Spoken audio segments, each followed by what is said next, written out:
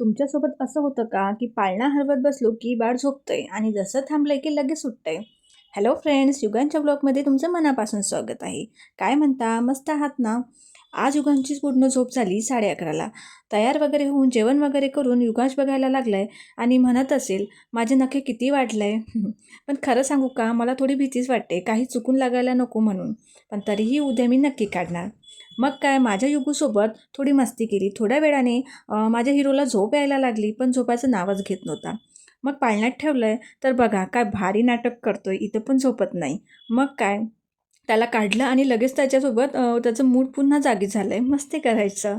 छान त्याच्यासोबत गप्पा मारल्या. हे बघा किती गोड मॅऊ आहे ना. पण ती खूप घाबरत होती आणि पडत होती मला बघून. शेवटी युगूला झोप यायला लागली आणि तो झोपलाय. मग काय सांगू, पाळणा हलवत होती तो पण तो हिरो झोपलाय आणि जसं थांबते लगेच उठतो.